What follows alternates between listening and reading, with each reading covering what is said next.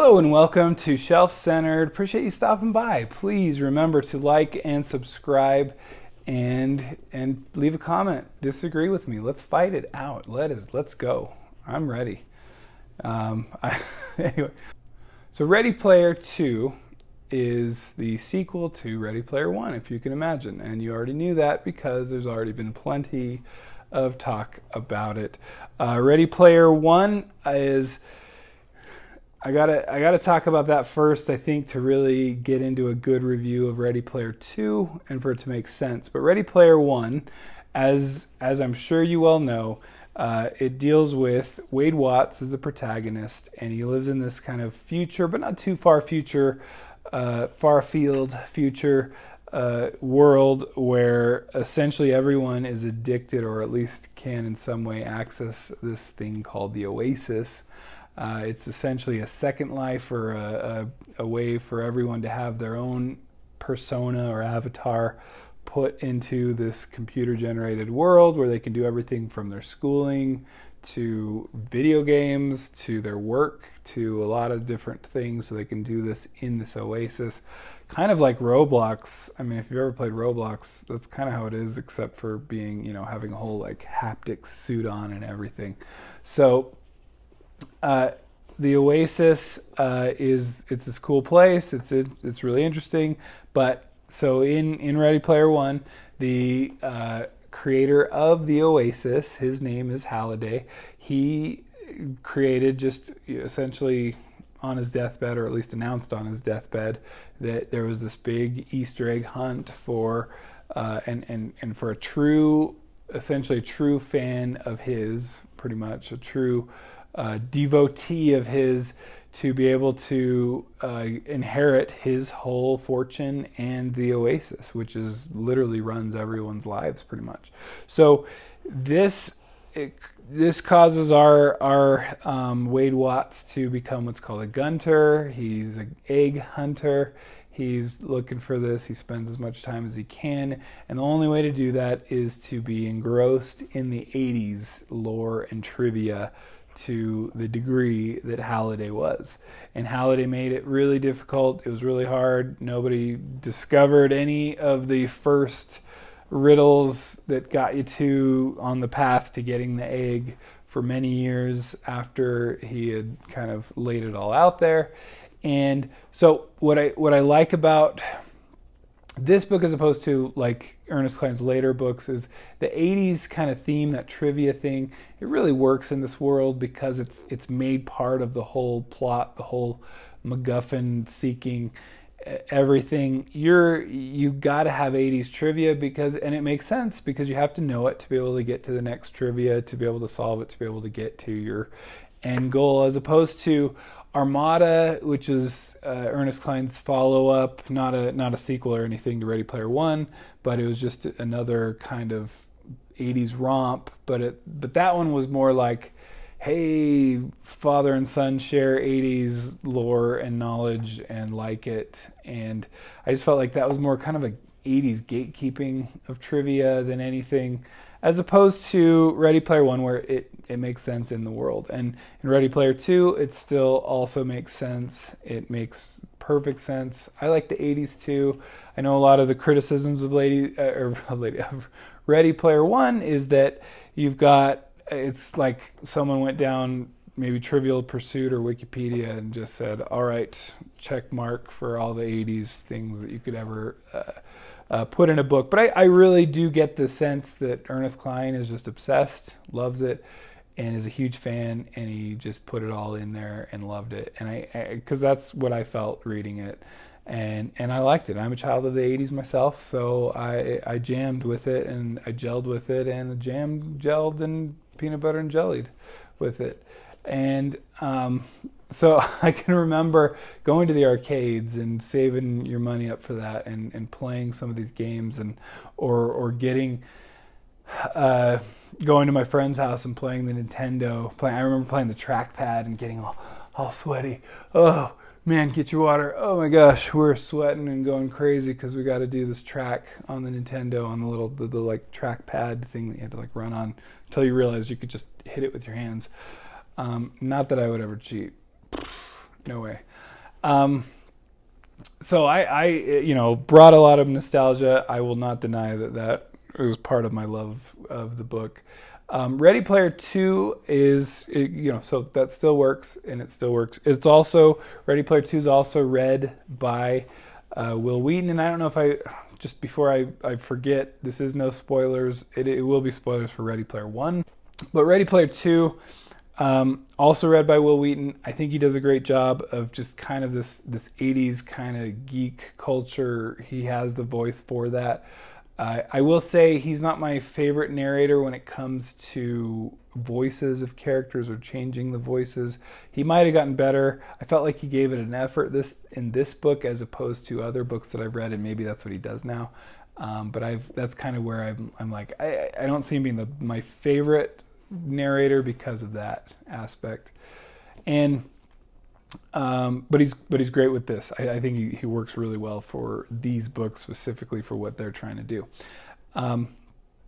So Ready Player One of the great parts about it is Wade Watts, the protagonist. He's a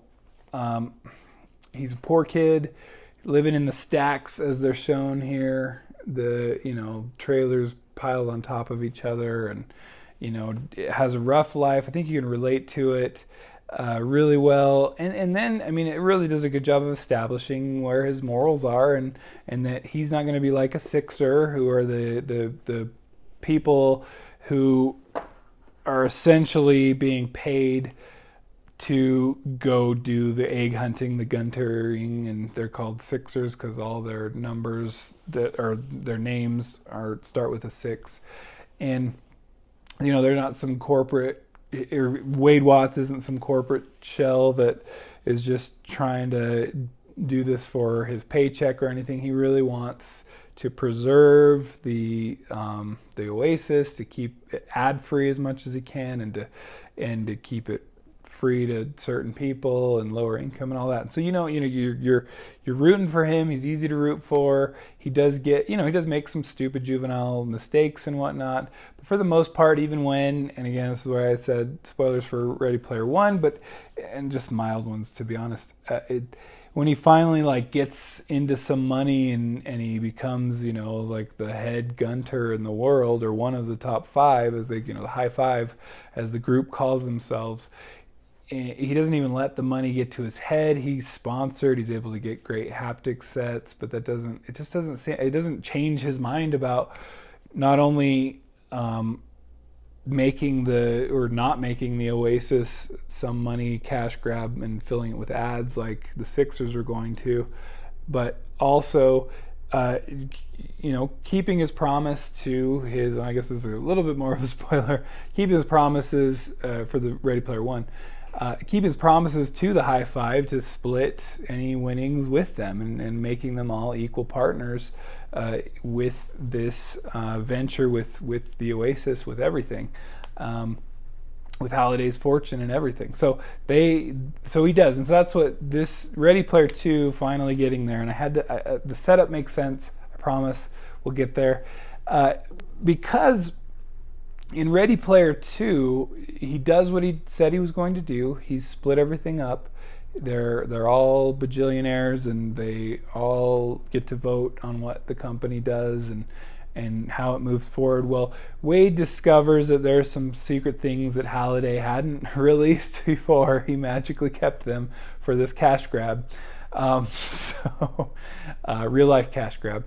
And it's called the ONI, and essentially what it is it's the haptics were kind of like lets you kind of feel and rumble like our joysticks and whatnot for our video games and whatnot, except times like 1,000. The ONI takes all the kind of experiencing the Oasis and literally lets you smell, taste, touch. I think hearing was already there, so didn't probably add too much to that. But it really lets you be immersed, and there's even a limit. You're only allowed 12 hours at a time because you could literally probably starve yourself from just being on it too long. And so he discovers that this technology had already been developed, and it's just a matter of bringing it out into the world. Well, he brings it up, he throws it out there, and there's some good arguments to be had. There's people with, if you're missing some kind of sense, and this O&I system can kind of give you that sense even for that 12 hours a day in the Oasis. I mean, isn't that a good thing for the world? Yeah, absolutely. I mean, what a great thing. But at the same time, Artemis, which we know from Ready Player One, that's the other in the high five Gunter, also is love. This becomes a big schism in their kind of group. She wants to be, again, she's very altruistic and wants to save the world, and is like, look, you don't know the implications of what this will even do. Can you take a second, think about it? But here's where I'm going to get to. This is the common criticism, and one that I very much agree with, is that this, for whatever reason, and I think mostly because this was a cash grab, it's hard not to say Ready Player 2 was just a cash grab. It's pretty clear. But suddenly, Wade, the altruistic person that we rooted for in Ready Player One, becomes a jerk, a total jerk. He becomes a jerk to Artemis, to the high five. He becomes, if anyone says anything bad about him in the Oasis, he uses his extra special powers of invading people's privacy that only he can use anyway in the Oasis, and uses it against people. So there's one ding. Second of all, he takes his avatar that's like the highest possible level, and has extra powers of going invisible and all that we learned from the last book, and goes and essentially murders anyone in the Oasis, not in real life, but kills their avatars in the Oasis, which we know it costs a lot of money to have one. It's time to develop one, and then so they're pretty much, and once your avatar is dead, you kind of have to start from scratch. That's all been given, and so he's the jerk that goes and just offs them because they said something about him negatively in a world where he's one of the most famous people in the world. And so it's just like, I get it, and maybe he might have, but it felt like that's not the same person. Those are things that are against his like fundamental core. He would be the one, declaring war against someone like that. And I get he's under a lot of scrutiny and a lot of stress, and his relationships are falling apart, but it's so frustrating to see this character. It's almost like, why did we even build him up? And why do we need to really tear him down to do essentially, we had to tear him down because guess what? We've got ourselves another egg hunt. And so this develops, and I won't get into specifics, but we've got another egg hunt. And again, I could see the criticism is again, oh great, another egg hunt. Do we need any more evidence that this was just a cash grab book? It's hard, again, to deny it. Now, this is where I personally, my reading tastes diverge, I think, from the majority of people that have reviewed and read this book. I'll be honest, I loved that part. I think that's, of all the parts of Ready Player One, that was just my favorite, is going through those riddles and one by one dissecting them, getting into the 80s trivia and figuring out how they worked. I thought Cline did just a great job of the kind of setup for it and the payoff. And I thought in this one, it was fun to be back to that. That was my favorite part of Ready Player One, and I thought it's clearly the best part of Ready Player Two, but it felt like it redeemed Ready Player Two because it brought back at least one of my favorite parts. I like the riddles, I like trivia, and that was fun for me. And the 80s part still works and isn't stale like in other books, I feel like. So that still worked for me. I can full well easily say that it was clearly a cash grab and clearly just, a well that worked before. So let's go right back at it. Again, cash grab. But those are kind of my thoughts on it. I do like it's a frustrating book because it kind of rewrites this character and has him doing things that are just so against character that just don't make sense. And again, you're going, it's hard to turn off that part of your brain that's like, oh, there's a cash grab, there it is. Okay, did we really even think of this? We couldn't have thought of where else this could have gone. It had to go to the same well. Whereas at the same time, I know that same well to a degree, not the full well, because again, I just felt like, why did we have to tear him down to do this? But I did like the trivia again. I liked the riddles. I liked doing that again. And so that's the one redeeming feature. So anyway, having said all of that, I will leave this at a 5 out of 10. 5 out of 10, right in the middle. It's one of those where if you have issues with the first things and the cash grab aspects of it, you're probably not going to like it. It's probably not recommended for you. If you really liked the trivia parts, like I did, I think it was worth reading to enjoy the trivia parts. But other than that, if it didn't have that, and again, then other people might have liked it more. But it just didn't jive, and it just felt like a big cash grab. So I'm definitely not going higher than 5. If anything, it would go lower. But I felt like it gets redeemed slightly by some of those fun things that I really enjoyed in the first book.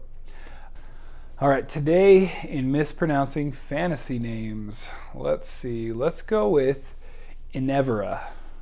Any guesses where that's from? It's big, one of my favorite series. I love it. Inevera. Anyone? And I don't even know if I am pronouncing that remotely right. It's been a while. I think I read the first couple. I listened to the first couple books on audio, but I don't know if her name was even ever mentioned. Inevera. I'm sticking with it. It probably was. All right. Thank you. Please like, subscribe, and leave me a comment if you know. If you have any idea, I'm sure you do. you know. All right. We'll see you. Thanks for stopping by. Bye.